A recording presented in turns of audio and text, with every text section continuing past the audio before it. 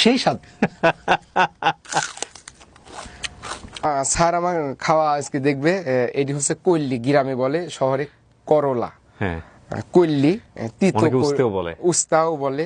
এটা লেবু, কত লেবু, কয়দিন আগে লেবু খেলাম, কোনো ব্যাপার না আমার কাছে। এই যে মরিচ, এটা হচ্ছে কুড়ি কচু। কুড়ি কচু, না স্যার, এটা আমার খুব পছন্দের একটা সবজি। আমি কালকে রাতে কুড়ি কচি ভর্তা দিয়েই আর কি আমি সেই কুড়ি কচু ভর্তা টত্তা এগুলো খুব ভালো লাগে আমার কাছে, কুড়ি কচু খুব পছন্দের। খুব ভালো লাগে স্যার। শুরু করি তাহলে। জি বিসমিল্লাহ। জি স্যার, বিসমিল্লাহ বিসমিল্লাহ বিসমিল্লাহ।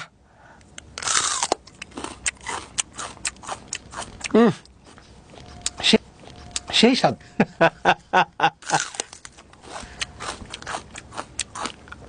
কি সুন্দর স্বাদ লাগছে, এত স্বাদ কে?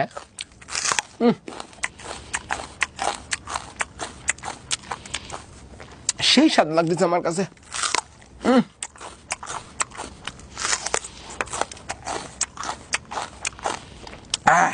কি সুন্দর স্বাদ লাগতেছে আমার কাছে, এত স্বাদ লাগতেছে কে দাদা?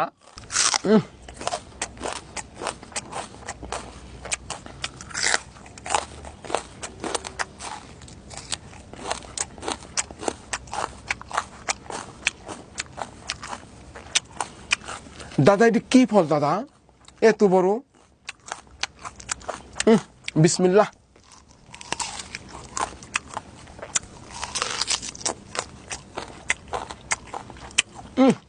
সেই স্বাদ, কি স্বাদ লাগতেছে আমার কাছে, এত স্বাদ লাগতেছে কে দাদা এই ফল?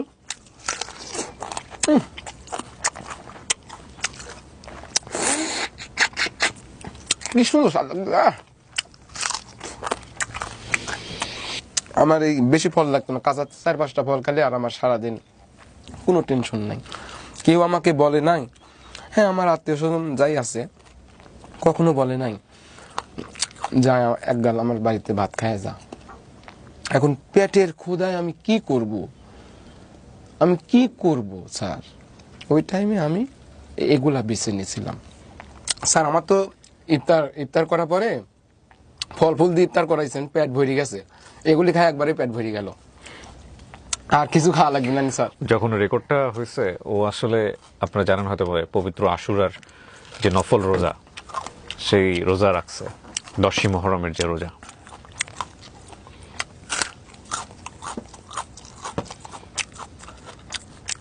ভাতের থেকে এসব খাবার আমার খুব পছন্দ। আপনার সাথে আজকের এই ভিডিও দেখে যদি কেউ যোগাযোগ করতে চায়, আপনার যোগাযোগ করার কোনো পদ্ধতি আছে আপনার সঙ্গে? দেশ থেকে, দেশের বাইরে থেকে যদি কেউ কথা বলতে চায়? জি স্যার। এটা আপনার কোনো আপত্তি নাই আপনার ফোন নাম্বার দিয়ে দিলে? না স্যার। আমি ওর ফোন নাম্বারটা দিয়ে দিচ্ছি, যদি কেউ ওর সঙ্গে সরাসরি কথা বলতে চান, হ্যাঁ কথা বলতে পারেন। শুধু কথা বলার জন্যই, ও কিন্তু আমার এখানে অনুষ্ঠানে সাহায্য চাওয়ার জন্য আসে নাই। আমি একদম একটা কথা আপনাদেরকে বলি, এবং কোনো পরিকল্পনাও ছিল না। আমার কাছে মনে হলো অনেকে হয়তো যোগাযোগ করতে চাইতে পারেন, আমি ওর নাম্বারটা আপনাদেরকে দিয়ে দিচ্ছি ভিডিওর কোনাতে, আপনারা দেখে নেবেন। আপনি নাম্বারটা একটু বলেন, মুখে বলেন যে নাম্বারটাতে ফোন দিলে আপনাকে পাওয়া যাবে। এখানে কিন্তু অনেক ভালো মানুষ আছে, অনেক খারাপ মানুষ আছে, ফোন করে বিরক্ত করতে পারে। জি স্যার। হ্যাঁ, একটু সতর্ক থাকতে হবে, ঠিক আছে? জি স্যার।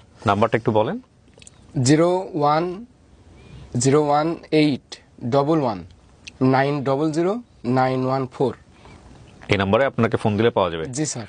ওকে, আমার মেন হচ্ছে ঘর বাড়ি নাই তো ওইভাবে আমি ঠিকানা মিকানা স্যার আসলে দিই না। তা বাদে স্যার আপনি বললেন আমি দিলাম। আর ওই মা বোন সবারই ঘর বাড়িতে আছে, অনেকখানি সারাদিন কাজ কাম করে খেতে হয়, পরিশ্রম করতে হয়, সেই জায়গাতে অনেকেই আমার ঠিকানাটা ওইভাবে জানে না।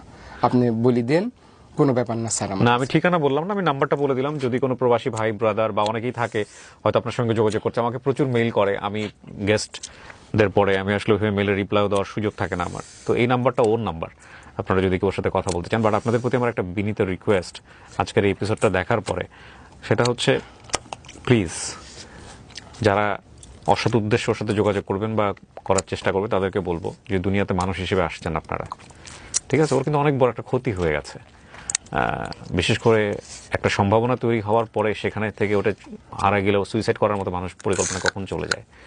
তো একটা সম্ভাবনা নষ্ট হয়ে গেছে, এই সম্ভাবনাটুকু যেন এই নাম্বারটা দেওয়ার পরে যেন আবার নতুন করে নষ্ট না হয়, এটা একটা বিশেষ অনুরোধ থাকলো আপনাদের প্রতি, প্লিজ। আর খাইতে হবে না, রেখে দেন। আমি আসলে দেখতে চাই নাই। প্রথম না, পর্যায়ে স্যার, ব্যাপার না, আমার কাছে প্রথম পর্যায়ে আগ্রহ ছিল, কিন্তু আপনার এই গল্প শোনার প্রতি আমার আর পরে আমার এটার কোনো ইচ্ছা হয় নাই। তারপরেও আপনি দেখাইলেন, ঠিক আছে। শেষ বেলায় একটা কথাই বলতে চাই, সেটা হচ্ছে যে একজনের বাবা মা নেয় বলেই যে অনেকের কাছে অদামি হয়ে থাকে, সেটা ঘৃণা করা যাবে না। এক কথাই যদি কিছু সাহায্য দিয়ে যদি তাকে উঠাই নেওয়া যায়, উঠাই নিতে হবে। আর না হলে ঘৃণা করা যাবে না, কুনজরে তাকানো যাবে না। একটা কলমের ফুটা দিলেও এরকম অর্থ আমার নাই। সেই জায়গায় থেকে আল্লাহ দিলে 2-4-5 জেলার মানুষ আমাকে একটু চিনে জানে।